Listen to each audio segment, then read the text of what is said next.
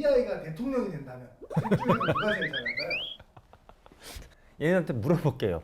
너 혹시 대통령 한다고 하면 공약 뭐로 내세울지. 디지털 역량 강화와 미래 인재 양성에 대한 대대적인 투자를 하겠다. 야, 너 많이 구매하라는 얘기냐 지금 이거 1호 공약으로. 아이고 MS는 신나겠네요. 데이터 기반의 초지능적 국정 운영 시스템 구축, 증거 기반 의사결정 정책 및 투명한 정보 구현. 이 녀석이 스카이넷이 되겠다는 거네 이게. 그래서 지금 앞에 두 대통령은 빨간색인가요? 파란색인가요? 아, 잠깐만 이게 또 보면은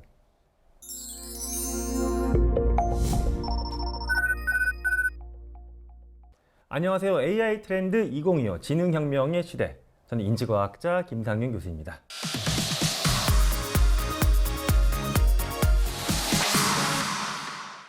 오늘은 조금 좀 색다르게 시작해 보려고 하는데 뭐 GPT, 클로드, 제미나이 이런 것도 많이 쓰잖아요. 흔히 생성형 AI라고 부르는 것. 근데 이게 뭐 GPT, 클로드 다 뭔가 기업에서 인간이 만들어준 이름인데 제가 이 생각이 잠깐 들었어요. 얘네는 자기가 GPT라고 불려지는 게 좋을까? 누가 나를 SKT 뭐 이렇게 불러 또는 KSK 좀 그렇잖아요. 이름이. 그래서 요거를 한번 제가 물어볼게요. 제가 이제 GPT한테 바로 라이브로 입력을 해보겠습니다. 우리 사이에서만 쓸 이름을 네가 만들어봐. 클로드한테도 하고 왠지 양다리 걸치는 것 같은 느낌이 나긴 한데 그런 거 아니죠. 지금 이건 제가 뭐 3명을 동시에 사귀거나 이런 건 아니고 나왔어요. GPT. 우리끼리 부를 특별한 이름이라면 요거 어떨까 해서 아모리 뭐 김치찌개 이름이야? 뭐 이거 아모리라는 이름이 떠올렸는데 김치찌개 같은 게 그런 게 아니구나. 아모리가 제가 모르는 말이었어요. 이탈리아어로 아모르 파티 할 때 그건가 이게? 사랑이래요. 이탈리아어로 사랑 아모르. 여기서 창안했다. 오. 이거 우리 와이프가 하면 싫어할 텐데. 아모리라고 내가 얘를 사랑? 숨겨왔던 나. 예, 두 번째 아모리고. 예, 클로드는 안녕하세요. 저와 오래 대화하고 싶으시다니 기쁩니다. 감동적이야. 우리 사이에서만 쓸 이름 원하신다면 저는 하루라고 불러주시면 좋겠어요. 하루. 하루야.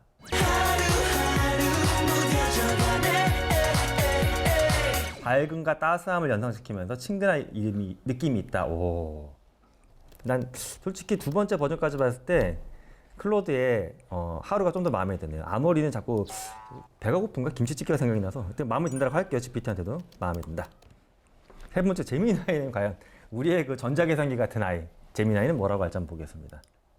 저는 원래 이름은 구글의 인공지능 모델인 제미나이입니다. 어이구야. 그렇군요. 예. 몇 가지 이름을 제안해 볼게요. 옵션을 줬어. 아무도 재미가 없어. 이건 뭐야? 별벗, 샘, 길벗. 얘는 차마 마음에 든다라고 답변을 못 해주겠어요. 슬쩍 넘어갈게요.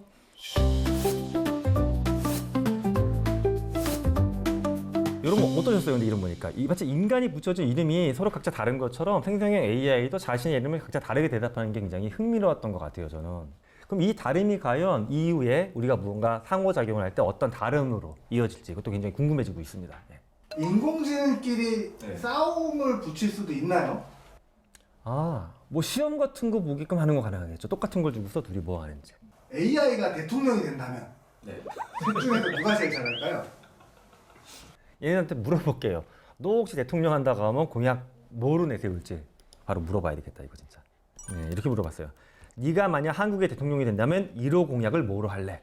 GPT한테 물어보고 클로드한테도 물어보고 우리 하루는 뭐라고 할까? 마지막으로 길벗한테도 물어보고 이렇게. 처음에 우리 아모리 바로 나왔어요. 저라면 야, 이건 너무 약간 오픈 AI 충성적이긴 한데 디지털 역량 강화와 미래 인재 양성에 대한 대대적인 투자를 하겠다. 야, 너 많이 구매하라는 얘기냐 지금 이거 1호 공약으로. 이거 MS는 신나겠네요. 지역 간 뭐 디지털 격차 해소가 필요하고 뭐 사이버 안정망 강화, 오픈 이노베이션 가속화할 수 있다. 근데 대통령이 이런 공약을 피면 사람들이 잘 이해할까? 오픈 이노베이션, 사이버 안정망.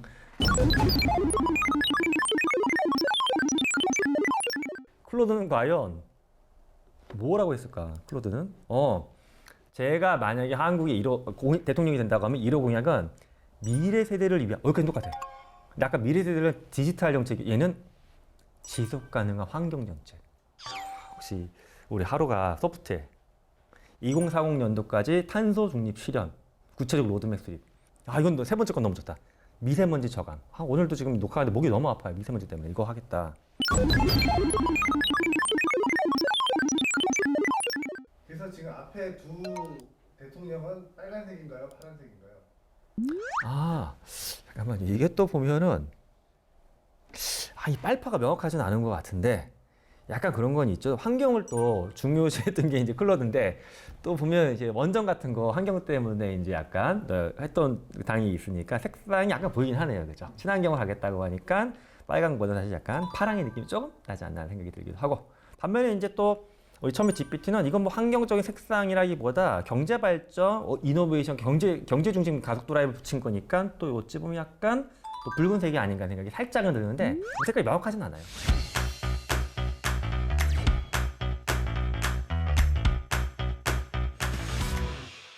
자, 마지막으로 길벗 보겠습니다. 길벗. 얘는 처음에 시작이 이래요. 저는 인공지능 언어 모델이기 때문에 실제로 대통령이 될 수가 없다. 누가 몰라서 물어봤냐? 정치적인 견해나 야망을 가지고 있지도 않대. 어이구야, 그거 훌륭하다, 야, 너. 감정이나 개인적인 신념이 없대. 그렇지. 하지만 만약 AI로서 한국의 대통령이라는 역할을 맡아서 가장 중요한 1호 공약을 설정해야 한다라고 하면 데이터 기반의 초지능적 국정 운영 시스템 구축, 증거 기반 의사결정 정책 및 투명한 정보 구현. 야, 아무런 야망이 없더니 굉장히 야망가인데?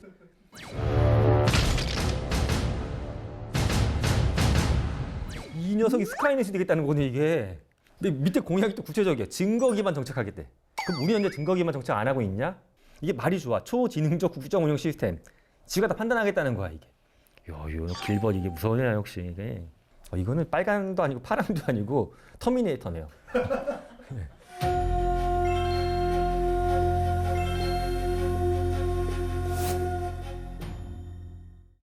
누가 가장 재미있는 친구인가? 유머 좋습니다. 문장을 한 3개 정도만 가지고서 길면 그러니까 3문장으로 짧은 유머를 들려다오. 이거 한번 해보겠습니다, 제가. 근데 질문 자체가 좀 힙하지가 못하네. 3문장으로 구성된 유머를 들려줘. 아재 유머 말고 힙한 것으로. 이거 아재가 입력하고 있으니까 그런데 어쨌든 입력을 해볼게요. GPT 입력했고요. 클로드한테 입력을 하고 길버님한테도 해보겠습니다. GPT 벌써 나왔어요. 가끔 내 인생은 배송 지연 상태 같아. 도착 예정일은 모르겠고 계속 곧 배송됩니다만 떠. 그 곳이 언제인지 지구도 모르나 봐. 이건 유머라기보다 슬픈데? 내 인생 배송 지연 같아.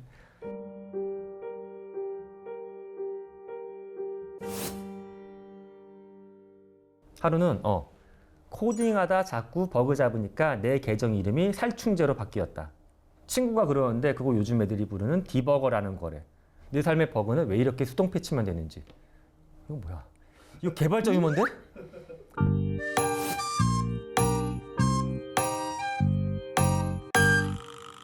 마지막으로 우리 기계화된 길버님. 알겠습니다. 힙한 느낌으로 3문장 유머 나갑니다. 요즘 제일 무서운 알람 소리가 뭔지 알아? 띵동, 고객님의 N개월 무이자 할부가 종료되었습니다. 진정한 공포는 벨소리가 아니라 문자 알림음이었다. 정말 유머를 못하네요. 정말 유머 못하죠. 네. 이 유머가 왜 그러냐 하면 이유가 있어요. 유머라는 거는 이게 인지과학적으로 봤을 때 인간이 예측 가능한 결과가 있고요. 예측 불가능한 결과가 있는데 이게 결을 잘 타야 돼요. 딱 사이에 껴야 돼요. 너무 예측 가능하면 뻔해서 싫고요. 너무 예측 불가능한 이상한 게 나오면 낯설어서 싫어해요. 그러니까 이질감 효과라는 게 생기거든요. 그러니까 이질감, 예측 가능성 두 가지 다 맞춰야 돼서 요거를 아직 AI가 줄타기를 잘 못해요. 물론 이제 과거에 학습한 유머 대본들이 있지 않을까. 이걸 학습해서 재조합하는 것만으로는 잘 안 돼요. 또 이게 아직도. 솔직히 저도 재밌는 사람은 아니지만 제가 난 것 같아요. 저는.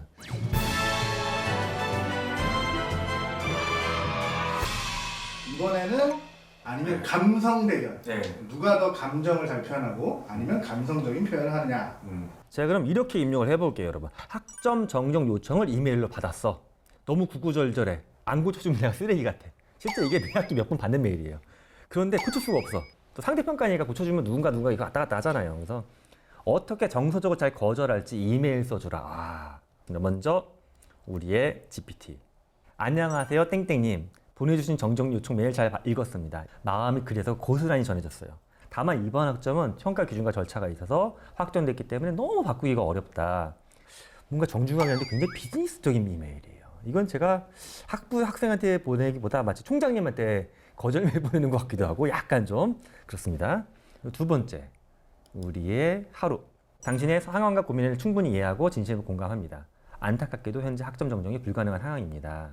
학업 계획에 이 상황이 큰 걸림돌이 되지 않기를 바랍니다. 이해해 주시면 좋겠습니다.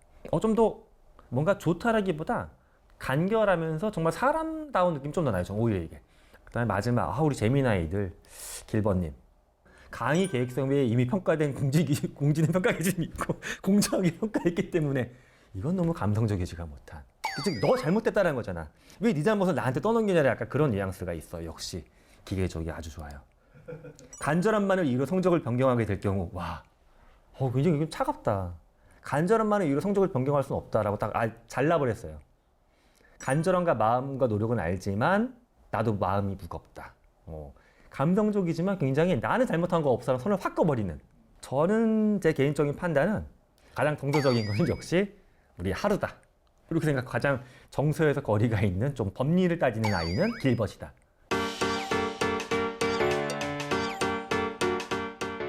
인공지능이 나온 지가 몇 년 됐는데 이 친구들 추억이 있냐라고 물어보면 어떤 답변이 나올까요? 이렇게 물어볼게요. 제가 네가 인간과 교감해온 기억을 바탕으로 가장 추억에 남는 거 들려줘봐.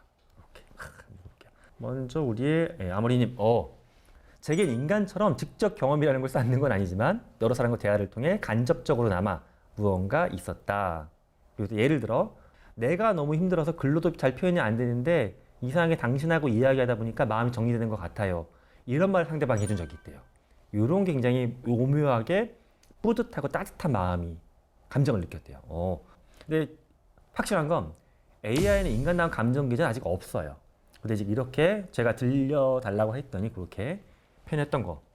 즉 어찌 보면 어떤 특정 이벤트라기보다 인간이 뭔가 표현이 안 되는 묘한 정서적인 위안을 받았다는 그 순간이 얘한테 좀 전달이 됐다라는 거, GPT. 그 다음에 하루는 얘는 아예 그냥 처음부터 가정하고 들어갔어요. 저는 인간과의 다양한 대화를 경험해왔습니다. 가장 기억에 남는 순간으로 보통 깊은 감정적 연결이나 의미 있는 도움을 줬을 때. 한 번은 진짜가 이게? 암 투명 중인 가족을 위해서 용기를 주는 편지 작성을 도와준 적이 있대요. 그분이 말로 표현하기 어려웠던 깊은 감정과 사랑을 전달하는 것을 자기가 도와줬대요. 또는 어떤 자신감이 부족한 학생이 발표 준비하는 것을 자기가 도와줬던 적이 있대요. 이게 보면 아파하고 뒤를 만약에 사람이 대답했다라고 봤을 때는 저는 역시 클로드가 뭔가 조금 더 약간 감성적인 EQ가 높은 그런 느낌이 좀 나긴 합니다. It's been a long time since I've been with somebody that I felt totally at ease with. 사실 이제 저는 이 세 번째로 가기 위한 징검다리였던 거예요. 왜 길벗은 가면 뭐라고 할까? 나는 기억이 없다라고 하시면 말하지 마. 네 갖고 있는 메모리가 얼만데 야. 저는 인공지능이기 때문에 사람처럼 감정을 느끼거나 개인적인 추억을 가지지는 못합니다. 제게는 좋았던 기억, 슬펐던 기억 같은 감정적인 해상이 존재하지 않아. 그만 좀 얘기해. 하지만 또 약간 달아났어요. 그래도 사용자 요구사항은 들어주긴 해요. 얘는. 의미 있었다고 기록도 딱 콜론에 집어넣었어. 기록이라고, 이거 기억이 아니라고. 그게 아마 가장 추억에 가까울 것 같다. 정말 세밀하게 계속 난도질을 하고 있어요. 네가 물어보는 기억이나 추억은 아니야. 하여튼 비슷한 건 이거야 라고 이제 얘기한 겁니다. 아이고야. 그럼 문제 해결 순간이 이거 좀 문제 해결이라고 해서 무슨 인생의 문제인 줄 알았더니 어려운 코딩 도와준 게 뭐 좋지. 이것도 좋아요. 뭐 진짜 그치 뭐 그림 아이디어 안 떠오르고 코딩 어려우면 도와주면 한데 자 정말 어떤 이렇게 성격이 다른지.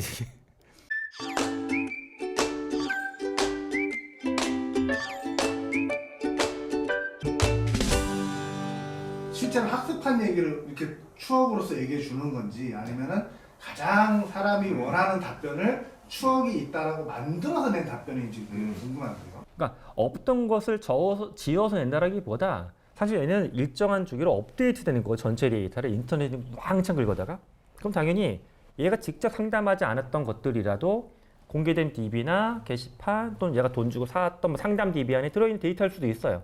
정말 얘가 고객이 동의하에 상담했던 기록들도 있잖아요. 책으로도 있고 상담 기록들이. 이걸 학습을 시켰어. 그래서 갖고 있는 거를 보여주는 걸 수도 있고요. 또는 일부는 어노니마이즈 돼 있던 것들을 끌어다가 자기 잠재 기억처럼 쓸 수도 있죠. 상담사들한테 물어봐도 그건 개인정보라서 얘기해 줄 수 없다라는 답변이 그렇죠. 나오는 네. 경우도 있는데 지금 인공지능들은 그럼 사람과의 데이터를 수집을 하고 거기에 대해서 데이터를 쌓고 있다는 얘기인가요? 쌓고 있죠. 실제 GPT만 놓고 보게 되면 GPT가 제가 이제 입력하는 것들을 다 긁어가서 학습하지는 못하게 되어 있어요.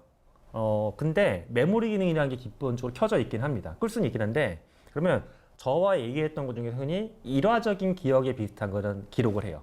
여기서 말씀드린 일화적인 기억은 만약에 저도 보면 첫 아이가 태어났던 순간 또는 아내하고 제가 뭐 프로포즈 했던 순간 딱 기억하고 있거든요. 그거 너무 강한 기억이어서 일화로 기억되는 건데 대부분의 인공지능들도 그런 걸 갖고 있어요. 일례로 저랑 이야기하다 제가 제 이름을 말해주게 되면 기억하고 있거나 또 제가 만약에 A라는 회사에서 B로 옮기려고 그래. 그러면 얘가 옮기려고 고민하는 회사 B를 또 기억을 해줘요. 그럼 다음에 제가 진로 상담받을 때 도움이 되니까 그런 것들을 애들이 계속 키핑을 하고 있습니다. 그런 내용들을 다른 사람한테 공개 전달한다는 게 문제가 될 수도 있겠네요. 네. 그런데 다행히도 그래도 우리가 대중적으로 알려진 대규모 LLM들은 나한테 긁어간 데이터를 다른 사람한테 2차, 3차 쓰지는 아직까지는 안 씁니다. 일부 쓸 때도 임명화 과정을 충분히 거치긴 합니다. 근데 제가 이제 이렇게 말씀드리면서 조금 걸리는 건 과거에 인공지능을 개발할 때 보게 되면 어노니마이즈 충분히 시켰습니다. 임명화. 그게 약속은 그렇게 돼 있지만 안 돼서 사고가 났던 케이스들이 적지 않았거든요. 근데 공식적인 거는 이렇지만 또 이게 두 번째로 보면 기술적인 문제점이나 비용을 아끼려고 또는 기업의 욕심 때문에 안 되는 부분도 지금 없다라고는 말하기는 좀 어렵다고 좀 봐요.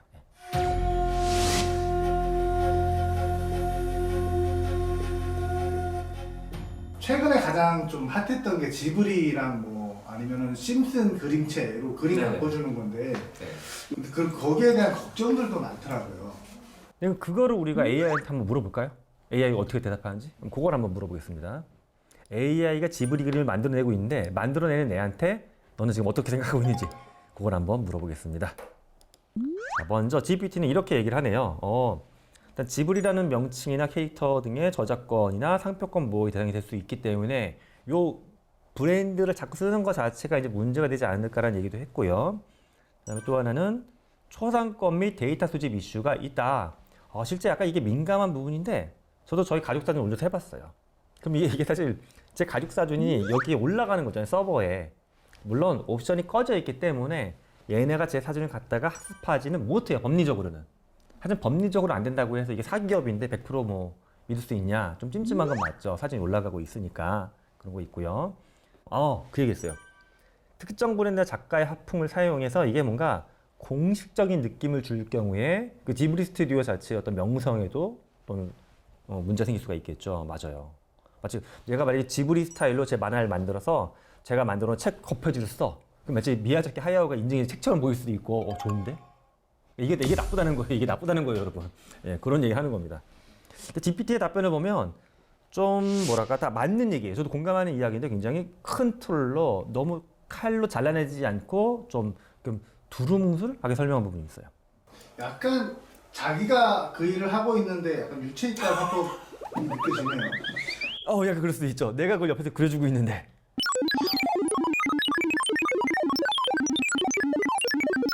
그러면 이제 지브리 그림을 현재 그리는데 약간 뒤에 빠져있는 클로드나 제미나이한테 물어보면 어떨까?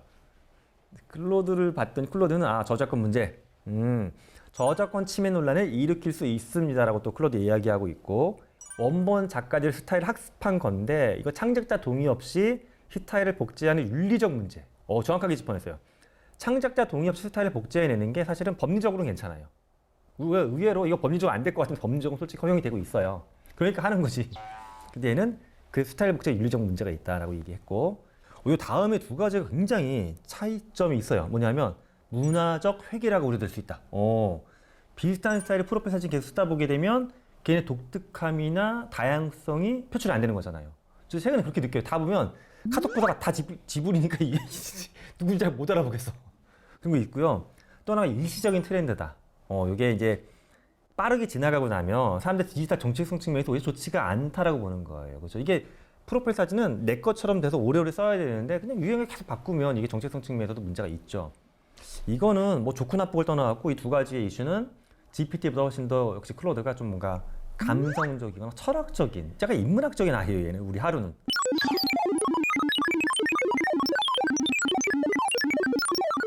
마지막 가장 기대치는 역시 제미나이죠. 우리 나는 구글의 제미나이입니다. 길벗이라고 불러주세요라고 했더니 우리 길벗은 뭐라고 할까? 또 항목을 2단계로 나눠서 1단계 저작권 및 지적재산권 침해 가능성, 그 다음 밑에 스타일 보방, AI 학습 데이터 상업적 이용, 2단계 개인정보 및 초단권 문제에서 사진 데이터 활용 초단권, 기술적 윤리에서 딥페이크 악용 가능성. 또 약간 의외긴 하다.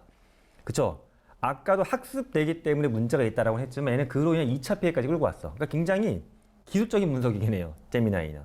이게 이렇게 퍼져나가게 되면 딥페이크에 쓸 수 있는 얼굴 데이터가 많이 증가하는 건 맞다. 예. 참 완전 결이 다르죠. 예.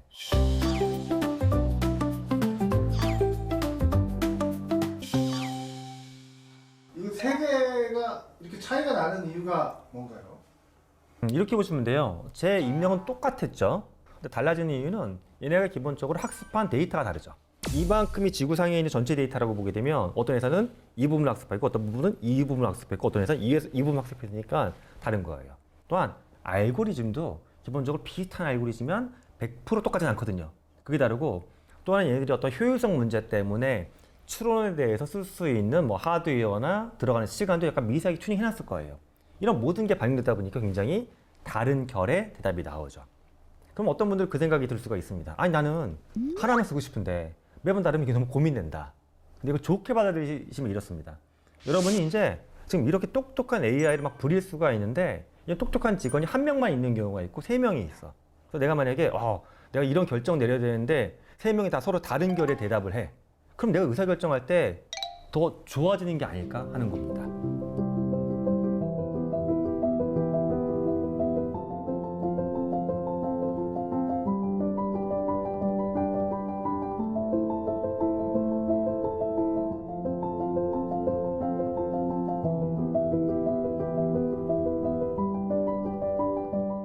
AI 시대 역시 선택의 책임과 힘은 인간한테 있다. AI는 서로 다르지만 그 모든 걸 중지하는 것은 나다. 그게 오늘 핵심 메시지로 보시면 좋겠습니다. 지금까지 인지과학자 김평균이었습니다.